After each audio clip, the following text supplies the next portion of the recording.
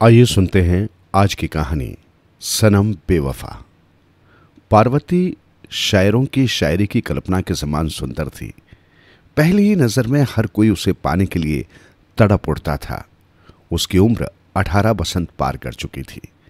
कहने का तात्पर्य यह है कि वो जवानी की दहलीज पर कदम रख चुकी थी। उम्र की ये ऐसी सीढ़ी होती है जब किसी को अपने आप पर अख्तियार नहीं रहता, दिल बेकाबू हो जाता है।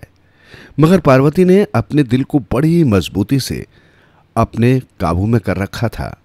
कॉलेज के छात्र उसे एकटक देखते और तरह तरह की फप्तियां कसते रहते, परंतु वो कभी सिर उठाकर न देखती। नारी की ताकत आंखों में होती है। जब वो आंख ही नहीं मिलाती थी तो उसका दिल पहलू से जाता कैसे। समय का चक्र घूम रहा है। उसी कॉलेज में एक रईस बाप का बिगड़ा हुआ बेटा रोहित भी पढ़ता था। वो तो कॉलेज में सिर्फ समय बिताने के लिए आता था, वरना उसका काम तो सिर्फ शराब पीना, अयाशी करना और कॉलेज की लड़कियों के साथ छेड़छाड़ करना। कॉलेज की छात्राएं भी इस बात को अच्छी तरह से जानती थीं कि रोहित की यदि शिकायत भी की जाए तो कोई लाभ नहीं है, क्योंकि अगर उसका कॉलेज से रेस्टिकेशन भी हो गया तो उसे कोई फर्क पड़ने वाला नहीं, लेकिन उससे दुश्मनी अवश्य हो जाएगी। एक दिन रोहित की दृष्टि पार्वती पर पड़ गई। उस पर नजर पड़ते ही वो स्वयं ही बुदबुदा उठा, उफ, ये हीरा आज तक हमारी नजरों में कैसे नहीं आया। उस समय उसके आवारा साथी उसके साथ नहीं थे।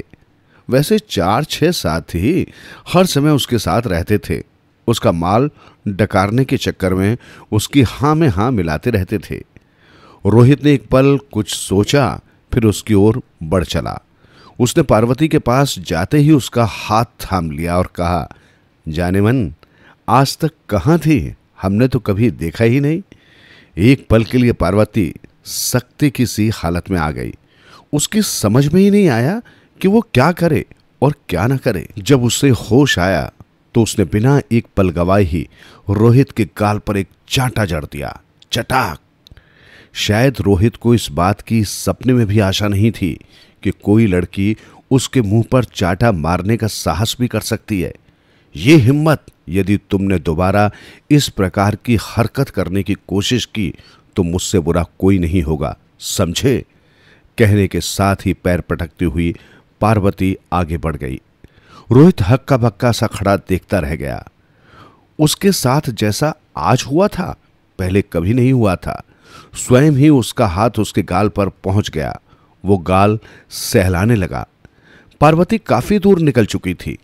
तब जब रोहित अपनी बेइज्जती महसूस करता हुआ खड़ा था, किसी ने पीछे से आकर उसके कंधे पर हाथ रख दिया। रोहित ने पलटकर देखा। उसके पीछे एक युवक खड़ा मुस्कुरा रहा था। उसका नाम राहुल था। राहुल भी उसी कॉलेज का छात्र था। राहुल और रोहित की आपस में बनती नहीं थी। उसको मुस्कुराता हुआ देखकर रोहित के तन बदन में आग लग गई, मगर वो बोला कुछ नहीं। राहुल ने उसी तरह मुस्कुराते हुए कहा, कहो, कुछ मजा आया? राहुल, बोलो, यहां से चुपचाप चले जाओ। रोहित ने कहा, मुझे परेशान मत करो। ठीक है, राहुल ने कहा, मैं तो जाता हूं, लेकिन खाल में रहा करो। इस समय उसके साथी साथ नहीं थे। वैसे भी इस प्रकार के लोगों में कोई हिम्मत तो होती नहीं। और रोहित ने मन ही मन निश्चय कर लिया कि वो उसे छोड़ेगा नहीं। एक न एक दिन अपनी इच्छा पूरी अवश्य करूंगा। और पार्वती ने उसके मुंह पर चांटा तो अवश्य मार दिया था, लेकिन वो स्वयं बुरी तरह से घबरा गई थी। उसने लड़कियों से सुना था कि रोहित एक रईस बाप का बिगड़ैल बेटा है। उसका काम ही लड़ाई झगड़ा करना है। इसी ऊहापोह में वो अपने घर पहुंच गई। फूल सा चेहरा मुरझा सा गया। अनजाना सा भय उसके मनोमस्तिष्क पर छाता जा रहा था। वो तो उसे घड़ी को कोस रही थी जब उसने उसके गाल पर चांटा रसीद कर दिया था। शाम को ठीक से खाना भी नहीं खा सकी थी। वो मन ही मन सोचती रही थी कि जाने वो क्या करेगा। बदमाश आदमी का क्या भरोसा। रात में सो भी नहीं सकी। दूसरे दिन जब वो कॉलेज के द्वार पर पहुंची तो उसने रोहित व उसके साथियों को द्वार पर खड़े पाया। उनके चेहरों पर जहरीली मुस्कानें थी। पार्वती ने एक बारगी उनकी ओर देखा और फिर गर्दन घुमाकर तेज कदम बढ़ाती हुई चली गई। हा हा हा, उन्होंने बाद में ठाका लगाया। वहीं पास ही राहुल भी खड़ा था। उसने भी उनकी ओर देखा था। वो वास्तव में इसी वजह से आया था कि यदि वे पार्वती के साथ किसी प्रकार की हरकत करें तो वे उसकी सहायता करें। राहुल भी आगे बढ़ गया। वो तेज कदम बढ़ाता हुआ पार्वती के पास आकर बोला, मिस पार्वती जी। उसके मुख से अनायास ही निकल गया। कहने के साथ ही उसने राहुल की ओर देखा। मुझे राहुल कहते हैं मिस पार्वती, उसने कहा। मैं भी इसी कॉलेज का छात्र हूं। होंगे तो मैं क्या करूं? मैं ये कह रहा था, राहुल ने कहा। आपने जो काम कल किया था वो वास्तव में काबिले तारीफ था। मुझे आपकी हमदर्दी की आवश्यकता नहीं है। मैं ये कह रहा था मिस पार्वती, उसने कहा। मैं ही एक ऐसा आदमी हूं जो तुम्हें रोहित से बचा सकता हूं। आपने ये तो सुन ही रखा होगा कि वो परले सिरे का बदमाश है। अब जो होगा देखा जाएगा, उसने कहा। आप अपने रास्ते जाइए। ठीक है, कहने के साथ ही वो एक ओर को चला गया। सच बात तो ये थी कि पार्वती को उस समय किसी सशक्त सहारे की आवश्यकता थी जो रोहित से उसे बचा सके व उसकी रक्षा कर सके। उसने राहुल के विषय में सोचा। लंबा चौड़ा, देखने में सुंदर युवक। उसके विषय में विचार कर उसने एक बार अपने बालों को झटका दिया और आगे बढ़ गई। लेकिन यह सच है कि उसके दिल के किसी कोने में राहुल ने जगह बना ली थी। उधर राहुल ने अपने मन में यह अवश्य समझ लिया था कि उसने पार्वती को अपनी ओर आकर्षित कर लिया है। उसी शाम जब कॉलेज की छुट्टी होने के बाद वे सीढ़ियों से उतर रहे थे तो जीने के मोड़ पर राहुल और पार्वती टकरा गए। उन दोनों के हाथों से उनकी किताबें गिर गई। वे दोनों अपनी अपनी पुस्तकें उठाने के लिए झुके। पुस्तकों को उठाते समय राहुल के हाथ पार्वती के हाथों से टकरा गए। ओह! पार्वती के सारे बदन में झुरझुरी सी फैल गई। जवानी में किसी पुरुष का स्पर्श नारी के मन के तारों को झकझोर कर रख देता है। राहुल ने लड़खड़ाती सी आवाज में कहा, I am sorry miss Parvati. Parvati ने कुछ नहीं कहा। वो चुपचाप अपनी पुस्तकें उठाकर चली गई। पार्वती इस बात को अच्छी तरह से समझ रही थी कि राहुल उसकी ओर आकर्षित हो रहा है। राहुल भी अपने मन में कुछ ऐसा ही सोच रहा था। धीरे धीरे वे एक दूसरे के काफी करीब आने लगे और वो दोनों कॉलेज के बाद भी एकांत में मिलने लगे। पार्वती की ये मजबूरी थी कि उसे किसी न किसी सहारे की आवश्यकता थी। उसे राहुल से अच्छा सहारा कौन मिल सकता था, इसलिए उसने अपने दिल को उसके हवाले कर दिया। राहुल और पार्वती कॉलेज में चर्चा का विषय बनने लगे। जो पार्वती किसी को अपने पास फटकने भी नहीं देती थी, वही चर्चा का विषय बन गई। अगर ये कहा जाए कि पार्वती पूरी तरह से राहुल के जाल में फंस गई थी तो अतिशयोक्ति न होगी। एक दिन कॉलेज में प्रवेश करने से पहले ही राहुल पार्वती को मिल गया। उसने आंख से इशारा करके उसे अपने पास बुला लिया। पार्वती के पास आने पर बोला, आओ आज एक होटल में चलेंगे। राहुल के चेहरे पर शरारत खेल रही थी। क्यों पार्वती, तुम्हारी हर बात में क्यों कहने की आदत बहुत बुरी है। मैंने तो तुम्हारे साथ जीने मरने की कसम खाई है, फिर अब तुम इतनी शंका क्यों करती हो। राहुल, पार्वती ने हंसते हुए कहा, हम लोगों का इस तरह से मिलना और रोज कॉलेज से जल्दी चले जाना अच्छा नहीं। अरे छोड़ो भी, आओ, राहुल ने कहा। हल्की सी नाराजगी के साथ पार्वती राहुल के साथ चलती। वे दोनों साथ साथ चलते हुए होटल में आ गए। होटल में आकर राहुल ने एक कमरा ले लिया। वे दोनों कमरे में आ गए। वहां आकर उन्होंने हल्का खाना खाया। राहुल ने पार्वती के पानी के गिलास में हल्के नशे की गोली डाल दी थी। कुछ ही देर बाद पार्वती को ऐसा लगा जैसे उसकी आंखें बंद होती जा रही हैं। चाह कर भी वो अपने आप को होश में न रख सकी। नींद ने उसे दबोच लिया। 4 घंटे के बाद जब उसकी नींद टूटी तो वो अवाक रह गई। उसके पास कुछ भी न बचा था।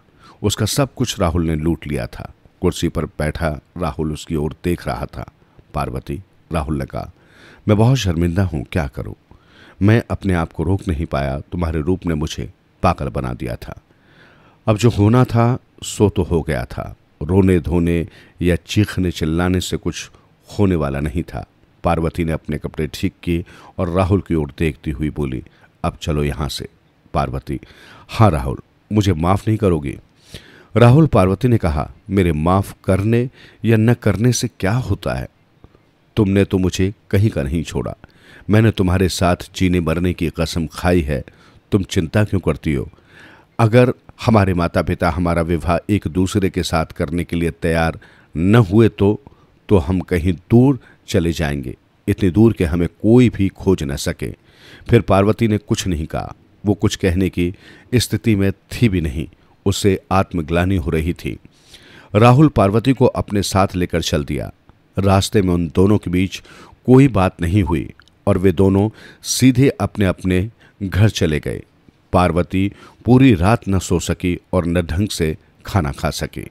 जिस लाज की मोती पर युवतियों को नाज होता है, उसे वो प्यार के चक्कर में गवा चुकी थी, या यूं कहें कि वो धोखा खा गई थी। दुनिया कहती है युवतियों की लाज का धागा बड़ा कमजोर होता है, जो जरा सी टसक से टूट जाता है। पार्वती की स्थिति ऐसी ही थी कि वो अपने मन की व्यथा किसी से कह भी नहीं सकती थी और मन ही मन घुट रही थी। समय बीतता गया। राहुल को तो जैसे पार्वती पर विजय मिल गई थी। उसकी जब भी इच्छा होती पार्वती को अपने साथ होटल में ले जाता और अपनी इच्छा पूरी करता।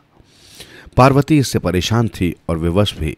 उसकी समझ में ये नहीं आ रहा था कि वो करे तो क्या करे। राहुल के जाल से उसका निकल पाना आसान नहीं था। एक दिन पार्वती ने राहुल से फैसला करने का निश्चय किया। वो और राहुल कॉलेज के पास ही एक एकांत स्थान पर बैठे थे। राहुल पार्वती के बालों से खेल रहा था। राहुल, पार्वती ने धीमी आवाज में कहा, कहो पार्वती, क्या बात है? तुम मुझे ये बताओ कि तुम मुझसे शादी कर रहे हो या नहीं। मैं अब इस प्रकार के जीवन से तंग आ गई हूं। पार्वती के स्वर में धीमा आवेश था। शादी भी कर लेंगे, क्यों चिंता कर रही हो? नहीं, उसने कहा, साफ साफ बताओ। पार्वती, मैंने अपने पिताजी को पत्र लिखा था। राहुल ने कहा, उन्होंने लिखा है कि हमारी होने वाली बहू को हमें पहले दिखाओ, तब हम कोई फैसला करेंगे। और अगर उन्होंने इनकार कर दिया तो?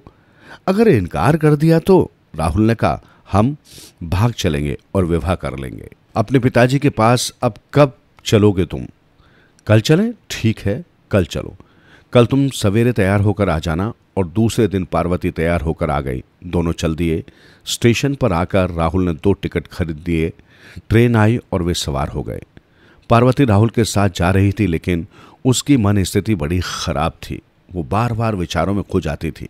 बार बार ये सोचती थी कि यदि वो समय से न लौट पाई तो उसके माता पिता क्या सोचेंगे, उनके न पहुंचने पर उनकी क्या हालत होगी। इधर पार्वती के विचार दौड़ते रहे और उधर ट्रेन दौड़ती रही। फिर एक स्टेशन पर राहुल और पार्वती उतर गए। स्टेशन से बाहर निकलकर दोनों रिक्शे पर सवार होकर चल दिए। कुछ देर चलते रहने के बाद रिक्शा राहुल के संकेत पर एक स्थान पर रुक गया। रिक्शा का किराया देकर दोनों एक मकान की सीढ़ियां चढ़ने लगे। वे दूसरी मंजिल पर पहुंच गए। वहां एक औरत थी। वो पार्वती को अपने साथ लेकर अंदर चली गई। कुछ देर बाद वो औरत वापस आई। उस औरत ने राहुल के हाथों में 100-100 के नोटों की 3 गड्डियां रख दी। राहुल नोटों की गड्डियों को लेकर मुस्कुराता हुआ चल दिया। वास्तव में राहुल वेश्याओं का दलाल था, जो भोली भाली युवतियों को फंसाकर लाता था और उन्हें बेचकर चला जाता था। शाम तक पार्वती को कुछ पता नहीं चला। उसने 1-2 बार पूछा, राहुल कहाँ है? उसे बताया गया कि वो शाम को आएगा, बाजार गया है। शाम भी हो गई मगर राहुल नहीं आया। पार्वती को लगा कि वो किसी जाल में फंस गई है। घर पर उसके माता पिता परेशान हो रहे होंगे, मगर अब हो क्या सकता था। काफी रात हो गई मगर राहुल का कहीं कुछ अता पता नहीं था।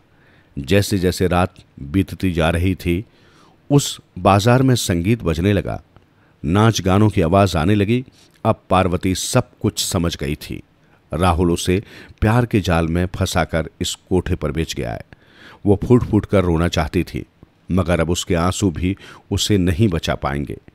उस समय उसकी क्या स्थिति थी, बस वही जानती थी। वो किसी तरह से वहां से निकल भागना चाहती थी। वो एक बार उस बेवफा राहुल से मिलना चाहती थी। वो कमरे से निकलकर बाहर आई। बाहर कई आदमी बैठे थे और वो औरत उनसे बात कर रही थी।